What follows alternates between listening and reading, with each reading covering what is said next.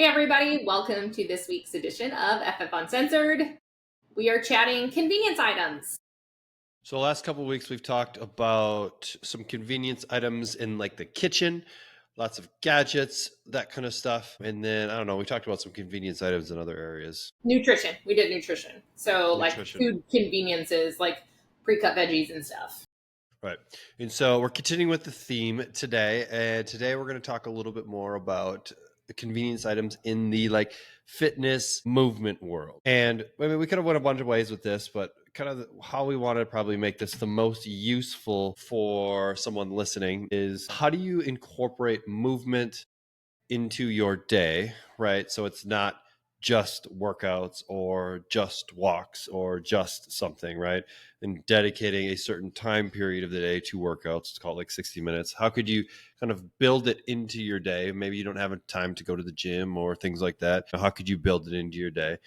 And so there's certain items that you could have that I think make it really easy to be more intentional and make the stuff happen a little bit easier. Number one, what's your first item? I have a spin bike in my living room. I bought it on Amazon. It was $200. It was probably one of, hands down, the best purchases I've made for fitness at my house.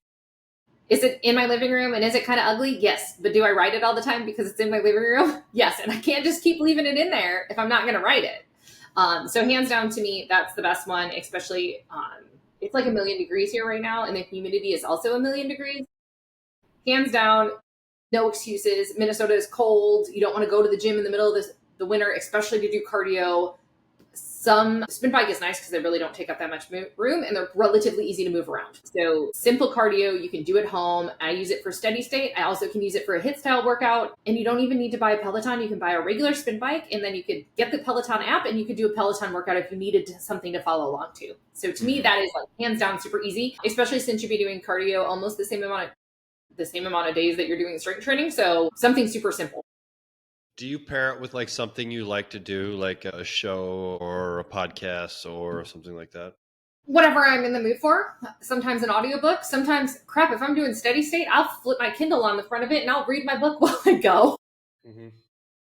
So I'm one of those people that doesn't bother. I can ride my bike and read a book. I'll put a TV show on if I want. I mean, crap, I've been on the bike and Zach has watched TV and we've talked while I've rode the bike. So, I mean, it's super nice and super convenient. Yeah, I mean, I like the idea of pairing it with something else that you particularly going to enjoy, right? If someone likes watching a show, right, and maybe it's a half an hour show, right, having the bike right there allows you to just jump on and get some movement in while you're also doing the thing that you were going to do anyways.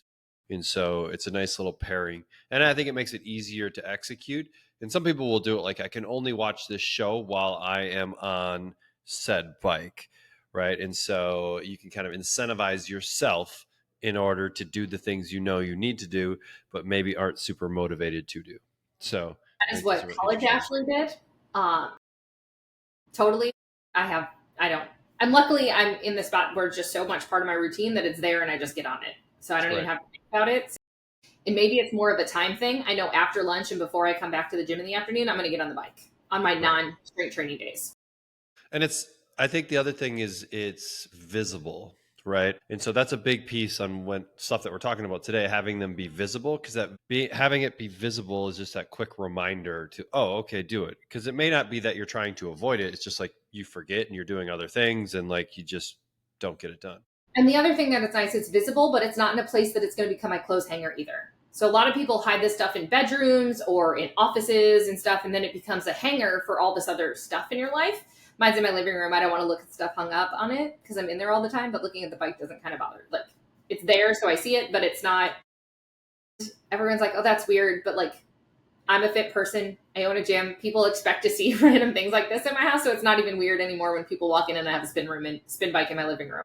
Right. It's probably a decent conversation starter as well. And I mean, you said something interesting there that hopefully people like caught up on was this idea of being a fit person, right? And so sometimes we can convince ourselves or at least tell ourselves we're something maybe that we aren't yet, and then our behavior will be consistent with the perception that we have, right? So if I say I am a fit person, right, my decisions will align with what a fit person would do, right? Our brain likes to keep consistency. And so if you identify as something, and that's maybe you're not there yet, but you're like, identify as being a fit person, like you're just telling yourself that, you're naturally going to make decisions that then fall in alignment with said identity. Like that's like next level type of transformation that people have. But once like what you're trying to do becomes part of your identity, then a lot of this stuff becomes easier, right? Should I go to the gym or not? What would a fit person do?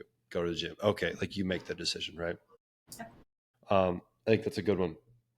All right, And I mean, I will caveat this, and a spin bike can be replaced with any piece of cardio equipment. It doesn't have to be a bike. It could be something else. All right, Trev, your turn. Yeah, bikes are easy though because they're a little bit smaller, and if you need to like just wheel it around, like you can. It's a whole lot easier to wheel a bike around than it is a big old treadmill.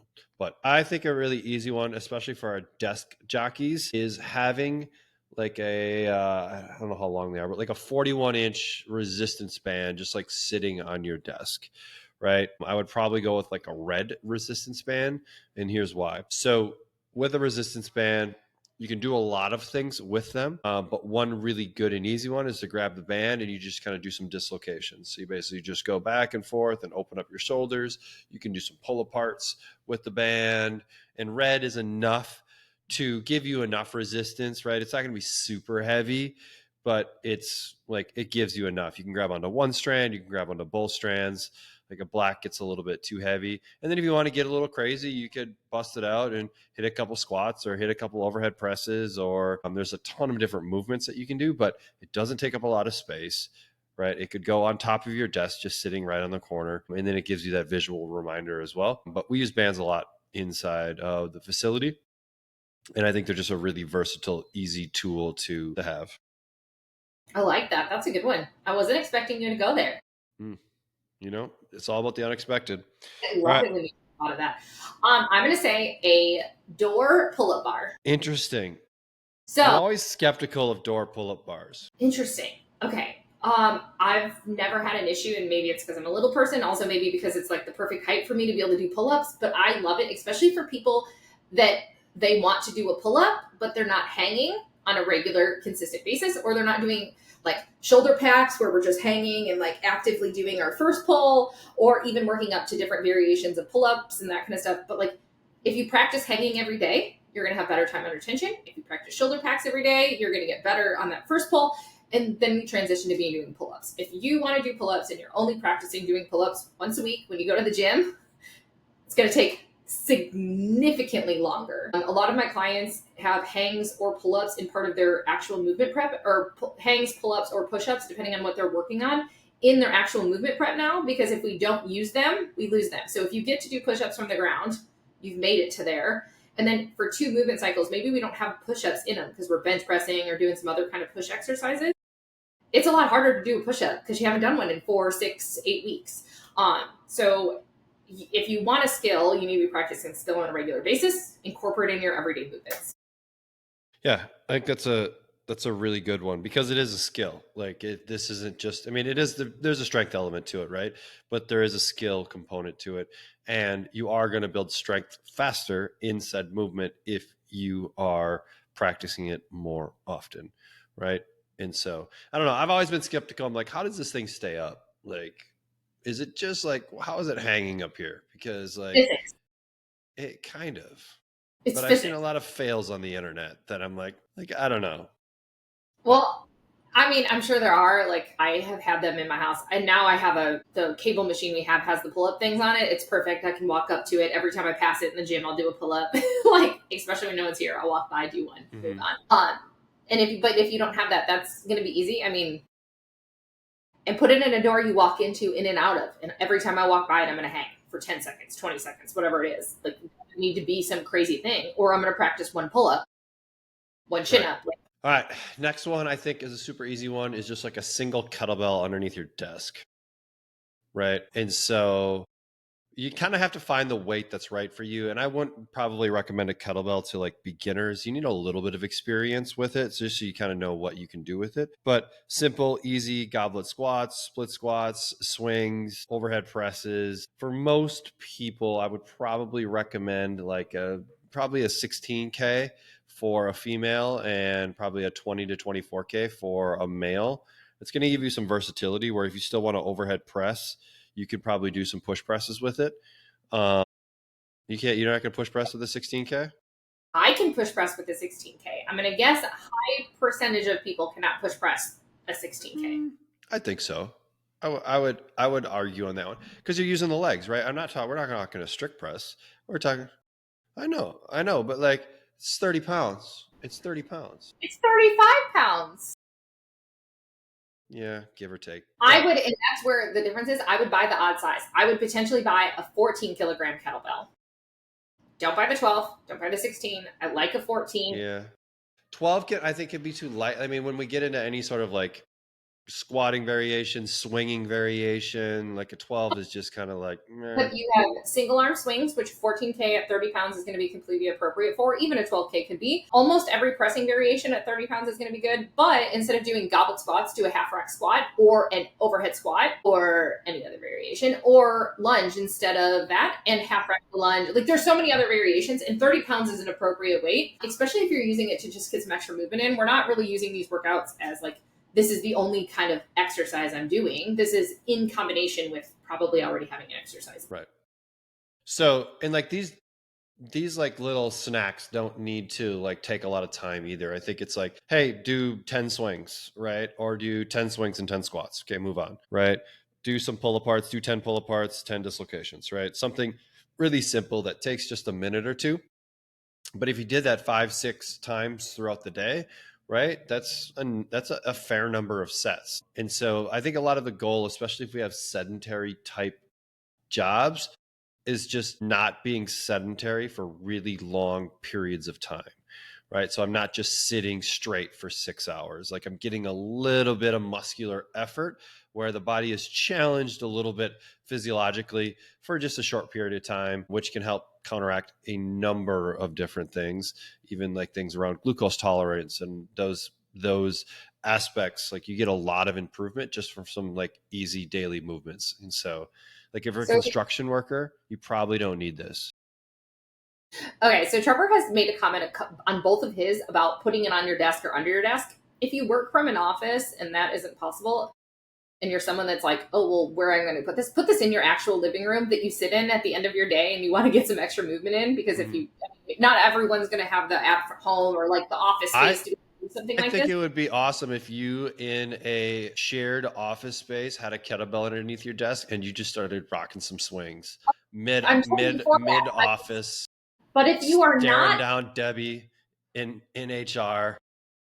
Okay, so if you're not as confident as Trevor at home in your living room that you can visually see it every day, and maybe you just do 1 or 2 exercises, it's going to be better than nothing too. So like, no, it doesn't have to be under your desk, you bully. I think you should be staring down Debbie in HR while you're doing 1-arm swings. You can point even. You can even give her a point if you need to as well while you're doing it. But yeah, I mean, in things like this too, like a band at your desk, very easy, right? Like so we want to think like small, easy things that you could just grab, do quick, move on. And it doesn't even need to require things. It could be like 10 bodyweight squats. Every time you go to the bathroom, do 10 squats, right? Like there's simple things that you can do. Go to the bathroom on a different floor than you work on, right? Or in a different area of the building, right? To get some more steps. I think there's lots of ways. After, if you eat lunch at work, can you walk around the building, right? There's lots of ways to just add in these kind of mini bouts of exercise rather than thinking about the only time to get exercise is to go to the gym or in like 30 minutes or 60 minutes or those kind of things.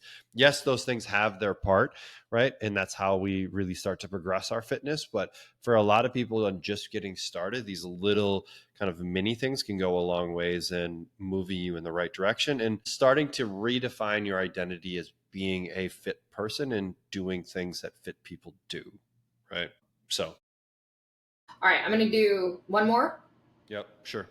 All right, some kind of fitness tracker, a watch, a Fitbit, an Apple Watch. I don't really care. Something to motivate you to move more or stand more. We have talked about these like a million times before.